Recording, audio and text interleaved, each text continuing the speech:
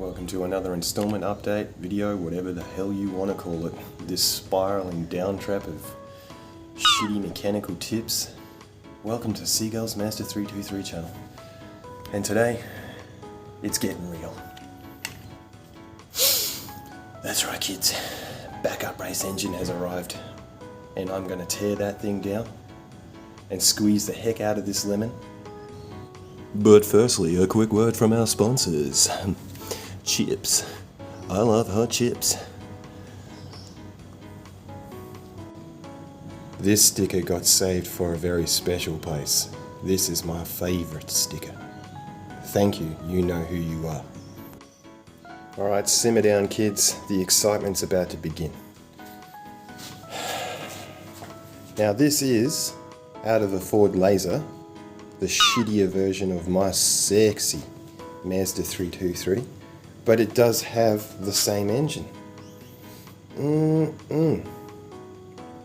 So, this comes with a warranty and was also tested before shelved and came out of a Laser with only 80,000 kilometers, engine in good condition and tested.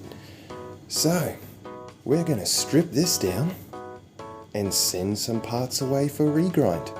And if you're clever, you'll know what that is. This is probably also the time where I open the dance floor and the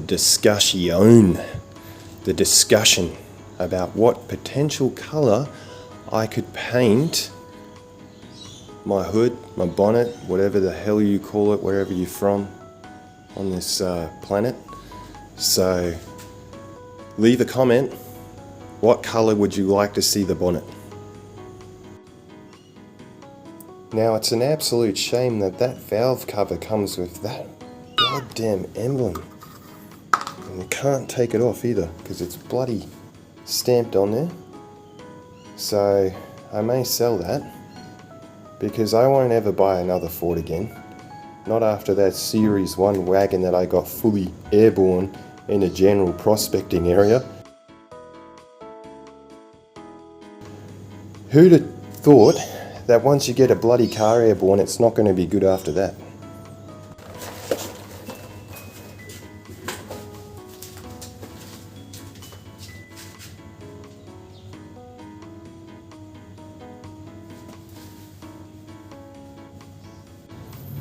Well, I guess it's enough with all the chit-chat. It's time to start getting to the head work. To the head!